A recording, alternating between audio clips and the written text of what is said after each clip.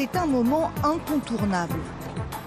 Mais pour Nabil, chauffeur de taxi, le passage à la pompe est un geste de plus en plus douloureux. Belle facture. Jamais le prix du gazole n'a été aussi élevé en France. 1,53 € en moyenne par litre, du jamais vu, même au moment de la crise des Gilets jaunes. Par exemple, pour novembre 2020, un plein, 60 € le plein. Si vous regardez, 62 € encore le plein. Encore gasoil, 61 €. Ça, c'était mes pleins en novembre 2020. Et pour vous montrer la dernière facture qui date du 4-10, un plein, c'est 82,10 €. À raison de 2 pleins et demi par semaine, il doit débourser 200 € supplémentaires chaque mois, soit 2400 € par an. Au final, je peux me reverser moins de salaire, ça devient une difficulté pour les charges. Il y a tout qui va avec. Aujourd'hui, nous, on ne peut rien faire, on roule déjà doucement, on fait les choses correctement, on a des boîtes automatiques, on prend des voitures qui sont déjà à basse consommation. Et au final, on peut pas faire mieux. En un an, le gazole a augmenté de 28%.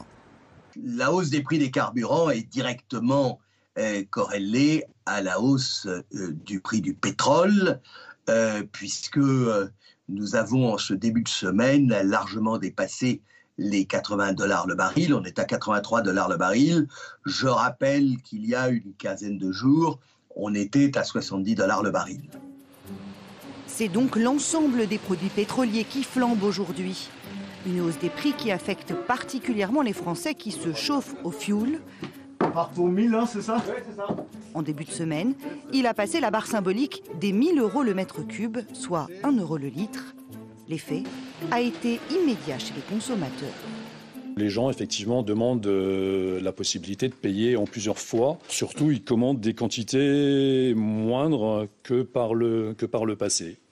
Donc, nous, en règle générale, on demandait une quantité de livraison minimum de 500 litres. Aujourd'hui, il n'est pas rare qu'on nous passe commande de quantités inférieures. Dans les rayons des supermarchés, les prix aussi s'envolent. Et cela n'a pas échappé aux consommateurs.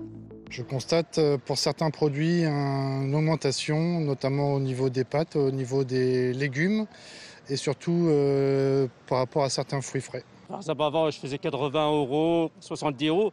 Maintenant, 100 €, 120 sûr.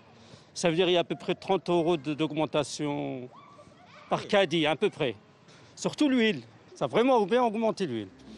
La bouteille d'1 litre d'huile de tournesol de marque distributeur a ainsi augmenté de 10 centimes chez plusieurs enseignes. Le paquet d'1 kilo de pâtes a lui pris 20 centimes dans certains magasins en quelques semaines. En cause, le coût des matières premières qui explose en raison de mauvaises récoltes, ainsi que des épisodes de sécheresse et de gel. Paradoxalement, la reprise mondiale de l'économie fait aussi augmenter les prix pour les industriels. Tout le monde est en train d'emballer de nouveau, donc ma matière première alimentaire augmente, j'ai besoin de carton qui augmente. Une fois que je l'ai emballé, j'ai besoin de le faire circuler. J'ai besoin de le faire circuler en France. Le tarif de transport varie en ce moment aussi à +3, +4, +5%. Car le transport mondial des matières premières est lui aussi sensible au prix du baril. Le coût d'un container a été multiplié par 7 ces derniers mois. Augmentation qui pourrait bientôt également se répercuter à la caisse. Affairé dans son fournil, Samba Amadou accuse le coup. Ça fait 2 ans que les matières premières font qu'augmenter finalement. Le boulanger souffre de la hausse du prix de la farine. Mais pour lui, c'est la double peine. Le coût de fabrication explose au rythme du montant croissant de la facture d'énergie. Je vais vous montrer un exemple très concret. On est le 24 juillet 2020. Je payais 1 755 € et 60 centimes d'électricité.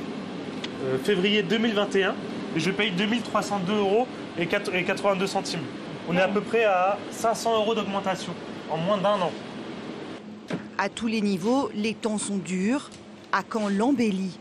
On peut imaginer que dans la deuxième partie de 2022, un certain nombre de phénomènes vont se réguler et que notamment ces effets de hausse sur un certain nombre de produits qui sont aujourd'hui manquants ou engorgés, ça pèse un peu. Donc je pense qu'on a 6 mois difficiles, 6-8 mois difficiles à passer, mais qu'après, en tout cas c'est ce qu'on nous prédit, il y a une régulation du marché qui s'opère.